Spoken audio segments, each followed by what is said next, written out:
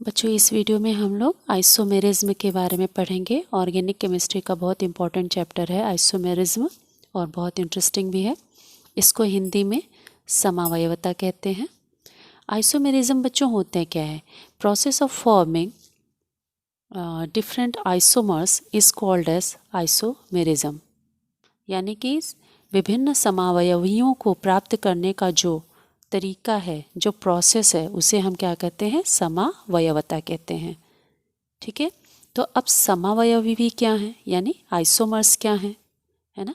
तो आइसोमर्स बेटा किसी भी कंपाउंड के डिफरेंट स्ट्रक्चर्स में मिलें और उसका मॉलिक्यूलर फॉर्मूला सेम हो, ठीक है, या डिफरेंट ज्योमेट्रिकल और स्पेशियल अरेंजमेंट हो लेकिन मॉलिक्यूलर फॉर्मूला सेम हो, तो हम उसे कहेंगे आइसोमर्स। मतलब compounds having same molecular formula but different physical and chemical properties. These physical and chemical properties are different due to the different structures or geometrical or spatial arrangement. Okay? तो जब किसी भी ऐसे एक यौगिक को हम लें जिसका मॉलिक्यूलर फार्मूला सेम है लेकिन उसका फिजिकल और केमिकल प्रॉपर्टीज़ डिफरेंट हो जाए तो उसे हम क्या कहेंगे? आइसोमर्स कहेंगे। और the process by which we get the isomers is called as the isomerism.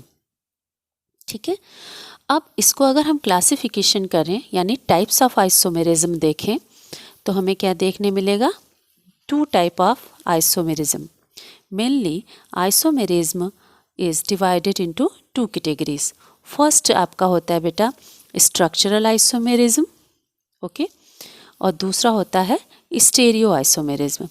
Structural isomerism में सेम मॉलिक्यूलर फार्मूला होता है लेकिन डिफरेंट क्या होगा? उनका स्ट्रक्चरल अरेंजमेंट। ठीक है, और स्टेरियो आइसोमेरिज्म में देखें तो वहाँ पर भी मॉलिक्यूलर फार्मूला सेम होगा, स्ट्रक्चर भी सेम होगा, लेकिन उनका स्पेशियल या ज्योमेट्रिकल कन्फिगरेशन, ठीक है, जिसे हम कन्फिगरेशन या कन्फॉर्मेशन कहते हैं, उससे देखेंगे तो वो डिफरेंट होगा। ठीक है, तो उसे हम क्या कहेंगे? Stereo isomerism. अब एक एक करके हम समझते हैं। पहले हम समझेंगे स्ट्रक्चरल आइसोमेरिज्म को, जिसको हिंदी में आप क्या कहते हैं? संरचनात्मक समावयवता। ठीक है, ये क्या है? संरचनात्मक समावयवता यानी स्ट्रक्चरल आइसोमेरिज्म। ठीक, इसमें बेटा आपके 5 टाइप्स होते हैं।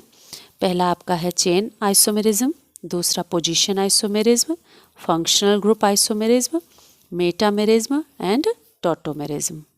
ठीक है, stereo isomerism is again divided into 2 groups, geometrical isomerism and optical isomerism. ठीक है, जब ज्योमेट्रिकल कन्फिगरेशन चेंज होगा तो उसे ज्योमेट्रिकल आइसोमेरिज्म कहेंगे।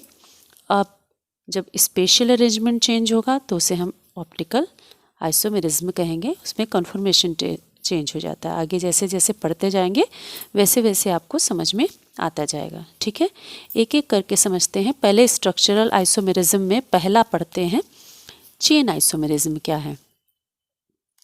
बच्चों, चेन आइसोमेरिज्म को हिंदी में श्रृंखला समावयवता कहते हैं। श्रृंखला शब्द को आप लोगों ने IUPAC नॉमेनक्लेचर के समय अच्छे से समझ रखा है कि जो भी हमारे ऑर्गेनिक कंपाउंड्स होते हैं वो कार्बन की चेन होते हैं। वो ओपन चेन भी हो सकते हैं और क्लोज्ड चेन भी हो सकते हैं। ठीक है, तो जब चेन की लेंथ में फ़र्क पड़े, ठीक है, चेन की लंबाई डिफरेंट हो लेकिन मॉलिक्यूलर फॉर्मूला सेम हो, अणुसूत्र समान हो लेकिन श्रृंखला की लंबाई या उसकी ब्रांचिंग शाखाओं में अंतर पाया जाए तो उसको हम कहते हैं श्रृंखला समावयवता या चेन आइसोमेरिज्म। ठीक है, एक एग्जांपल से समझते हैं। C5H12। C5H12 कौन सा फॉर्मूला ओबे कर रहा है? CnH2n+2। किसको फॉलो कर रहा है? CnH2n+2। It means it is alkane. है ना। General formula of alkane is CnH2n+2। तो चूंकि 5 कार्बन है तो इसका नाम क्या होगा, पेंट। ओके, तो नाम हो गया इसका पेंटेन। अब देखिए, अगर आपको पेंटेन का स्ट्रक्चर बनाना होता है तो आप क्या करते हैं, कार्बन की 5 कार्बन की एक चेन बना लेते हैं और बाकी उसकी वैलेंसीज को हाइड्रोजन से फुलफिल कर देते हैं। तो इस तरीके जब ओपन चेन एक मिलता है, लॉन्ग ओपन चेन, तो उसे हम क्या कहते हैं, नॉर्मल एल्केन, या चूँकि 5 कार्बन का है इसलिए नॉर्मल पेंटेन। ठीक है, अब हम क्या करें कि यहाँ से उठा करके इस पूरे मेथिल ग्रुप को यहाँ पर लगा दें।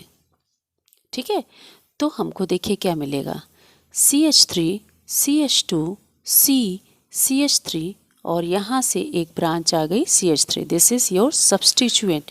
अभी ये लेंथ में था, अभी यहाँ से एक मेथिल ग्रुप हट करके सब्स्टिट्यूएंट की तरह आ गया। ठीक है, तो अभी ये 5 कार्बन की श्रृंखला थी, अब ये श्रृंखला 1 2 3 4 कार्बन की हो गई।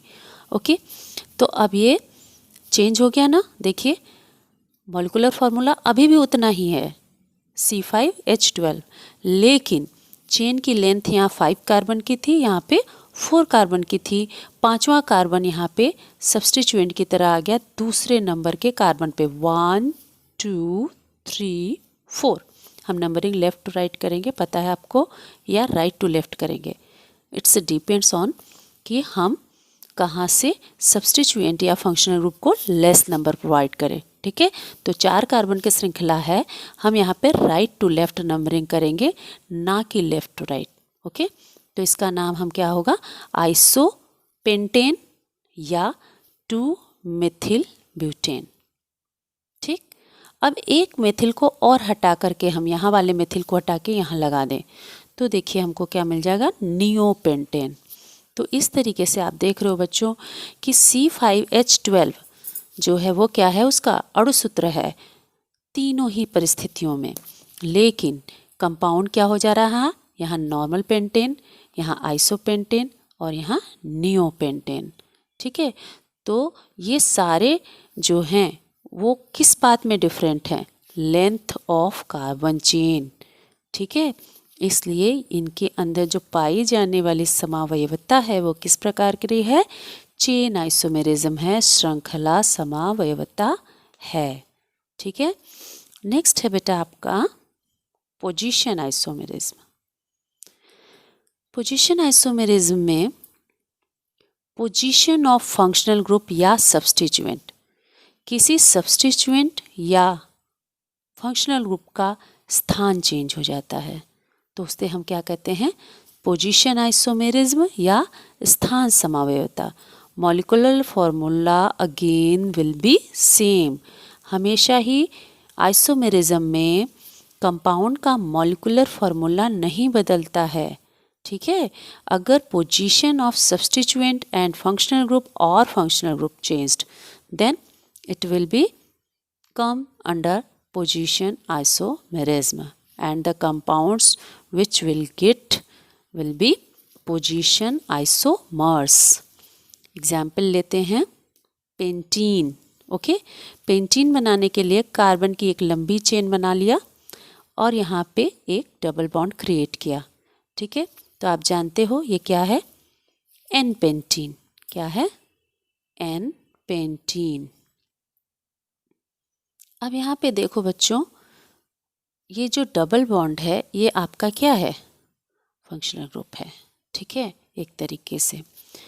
तो अगर हम इसकी पोजीशन को 1 से उठा करके, अभी ये 1 और 2 कार्बन के बीच है, वहाँ से उठा के 2 और 3 कार्बन के बीच में कर दें तो ये पेंटीन अभी भी है, लेकिन जो डबल बॉन्ड की पोजीशन है पहले 1 और 2 के बीच थी, अभी 1 2 3 यानी 2 और 3 के बीच है।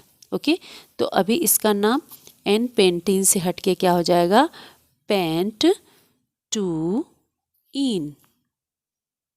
ठीक है, तो इस तरीके से ये दोनों आपस में क्या हुए, पोजीशन आइसोमर्स हुए। ठीक है, नेक्स्ट एक यहाँ साइक्लिक कंपाउंड लेकर के एग्जांपल समझिए। ये देखिए, अगर आप क्लोरीन और मेथिल को ना देखें तो ये क्या है, साइक्लोपेंटेन है। ठीक है, अब एक कार्बन पर CH3 और दूसरे पे Cl लगा हुआ है। ठीक है, तो हेलो को हम वरीयता देते हुए नंबरिंग यहाँ से करेंगे। सिमिलरली हेलोजन का पोजीशन हमने यहाँ क्या किया, यहाँ 1 है, 2 है, तो मेथिल का पोजीशन चेंज किया। तो यहाँ पे क्लोरीन और मेथिल 1 और 2 पोजीशन पे है, यहाँ पे 1 और 3 पोजीशन पे है। ठीक है, तो दोनों में चेंज क्या हुआ है, position of the methyl group, position of the methyl group. यदि हम मेथिल को हटा दें तो ये क्या है, क्लोरोपेंटेन है, साइक्लोक्लोरोपेंटेन। ठीक है, लेकिन मेथिल लग जाने से यहाँ मेथिल 2 पोजीशन पे है और यहाँ मेथिल 3 पोजीशन पे है, तो पोजीशन चेंज हुआ, इसलिए हम इसको क्या कहेंगे, पोजीशन आइसोमेरिज्म। और इस तरह जो हमें मिला है उसे हम कहेंगे position isomer. Type of structural isomerism जो है, third type of structural isomerism वो है फंक्शनल ग्रुप आइसोमेरिज्म, क्रियात्मक समूह समावयवता। इसमें बेटा फिर मॉलिक्यूलर फार्मूला आपका सेम होगा, लेकिन फंक्शनल ग्रुप चेंज हो जाएगा। मतलब same molecular formula but different functional group. ये दो आप याद कर लीजिए। पहला है एल्कोहल एंड ईथर। इन दोनों का ही जो जनरल फार्मूला होता है वो CnH2n+2O। यानी अगर किसी कंपाउंड का जनरल फार्मूला CnH2n+2O है तो वो एल्कोहल भी हो सकता है और ईथर भी हो सकता है। एल्कोहल का फंक्शनल ग्रुप OH होता है, ईथर का functional group O in between 2 alkyl group. ठीक है, सिमिलरली अगर जनरल फार्मूला CnH2nO है तो वो एल्डिहाइड भी हो सकता है और कीटोन भी हो सकता है। आप जानते हैं एल्डिहाइड का फंक्शनल ग्रुप क्या होता है, C++OH CHO, और इसका C++O both side R, both side alkyl group. तो ये है आपका एल्डिहाइड एंड कीटोन। इसी तरीके से एग्जाम्पल में समझते हैं C3H8O। इसमें देखिए जनरल फार्मूला के रूप में अगर हम इसे कंपेयर करें तो किसको फॉलो कर रहा है, CnH2n+2O को फॉलो कर रहा है। और ये जनरल फार्मूला किसका होता है, एल्कोहल्स का होता है और ईथर का होता है। तो इससे हमें दो स्ट्रक्चर मिल सकते हैं। पहला in which functional group is alcohol, दूसरा in which functional group is ether. ठीक है, तो जब हम एल्कोहल बनाएंगे तो एक सिंपल चेन और एल्कोहल लगा देंगे, और जब ईथर बनाएंगे तो बोथ साइड आप क्या लगाएंगे, एल्किल ग्रुप लगाएंगे। ठीक है, तो इसका नाम क्या होगा, प्रोपेनॉल, प्रोपेनॉल। और इसका क्या नाम हुआ, मेथॉक्सी ईथेन। ठीक है, इसी तरीके से एक और एग्जांपल समझते हैं C3H6O। ये किस जनरल फार्मूला को फॉलो कर रहा है, CnH2nO। ये जो CnH2nO है ये जनरल फार्मूला किसका है, एल्डिहाइड और कीटोन का। लास्ट जो हम लोगों ने टॉपिक पढ़ा IUPAC नॉमेनक्लेचर, उसमें मैंने आप लोगों को बताया था कि सभी ऑर्गेनिक कंपाउंड्स के वर्ग के एक स्पेशल जनरल फार्मूला होता है ना। उस जनरल फार्मूला को यदि आप याद रखेंगे तो आप बड़ी आसानी से बता सकते हैं कि जो आपको कंपाउंड दिया गया है कॉम्पैक्ट फॉर्म में वो क्या संभव हो सकता है। तो अगर CnH2nO है तो ये या तो एल्डिहाइड होगा या तो कीटोन होगा। तो इसका हमें दो स्ट्रक्चर मिलेगा, एक एल्डिहाइड फॉर्म और एक कीटोन फॉर्म। ठीक है, the fourth one is the metamerism, मध्यावयवता। मध्य, ओके, मध्य मतलब जब ऐसा फंक्शनल ग्रुप उपस्थित होता है जो कि दो एल्किल ग्रुप्स के मध्य में पाया जाए। ठीक है, तो ऐसा जो भी फंक्शनल ग्रुप होगा वह कैसा होगा, डाइवेलेंट होगा। डाइवेलेंट मतलब उसकी दो संयोजकता होगी, तभी तो वह दोनों तरफ से दो एल्किल ग्रुप से जुड़ा होगा। ठीक है, तो ऐसा हमें कहाँ कहाँ दिखाई देता है, ईथर में, थायोईथर में और अमीन में NH। ठीक है, एग्जाम्पल से समझिए। जैसे देखिए CH3 CH2O CH2 CH3। Okay, अभी यहाँ जो एल्किल ग्रुप है वो भी एथिल है और इधर जो है वो भी एथिल है और बीच में O है, तो इसका नाम हम क्या रखेंगे? एथॉक्सी इथेन या डाई एथिल ईथर। लेकिन अगर इसी मध्य में उपस्थित फंक्शनल ग्रुप को हम ऐसा सेट करें कि बोथ साइड जो आपका एल्किल ग्रुप था वो चेंज हो गया है ना, यानी अभी दोनों तरफ जो chain of the alkyl group था वो सेम था, है ना, दो समान एल्किल ग्रुप के मध्य ये उपस्थित था। अभी ये असमान के मध्य उपस्थित हो रहा है। ठीक है, तो अभी इसका नाम चेंज हो गया मेथॉक्सी प्रोपेन या मेथिल एथिल ईथर। तो इस तरीके से बेटा इसको हम क्या कहते हैं? मध्यवयवता। लास्ट आपका है स्ट्रक्चरल आइसोमेरिज्म में टॉटोमेरिज्म या चलावयवता। टोटोमेरिज्म में भी बेटा मॉलिक्यूलर फॉर्मूला आपका again will be same but the structure will be changed. अब यहाँ किस वजह से चेंज होगा ये ध्यान दीजिएगा। ये चेंज होता है due to shifting of bond and hydrogen atom. Generally oxygen, sulphur या नाइट्रोजन इस तरह का कोई एलिमेंट फंक्शनल ग्रुप उपस्थित हो और उसके अल्फा कार्बन से लगा हुआ हाइड्रोजन शिफ्ट हो, बॉन्ड शिफ्ट हो, तो वो चेंज होता है। देखिए कैसे, जैसे कीटो इनॉल यानी कीटो मतलब कीटोन। जब कोई भी यौगिक में कीटोन कब होगा? जबकि कीटो फंक्शनल ग्रुप उपस्थित होता है। ठीक है, अब इस कीटो फंक्शनल ग्रुप के अल्फा कार्बन पर जो हाइड्रोजन लगा है अगर वह शिफ्ट हो जाए इस ऑक्सीजन के पास तो नेचुरली बॉन्ड को भी शिफ्ट होना पड़ेगा ना, ट्राइवेलेंट तो नहीं हो सकता ऑक्सीजन, तो ये बॉन्ड भी शिफ्ट होता है यहाँ आगे। ठीक है, अभी हम नीचे स्ट्रक्चर में देखिए समझेंगे कि कैसे शिफ्टिंग होती है। ओके, यहाँ देखिए CH double bond O C, बाकी वैलेंसीज फ्री कर रखी है। ये कंपाउंड कोई भी हो, हाइड्रोजन से भी फुलफिल हो सकता है या कुछ और आगे लंबी चेन भी हो सकती है, इट डजेंट मैटर।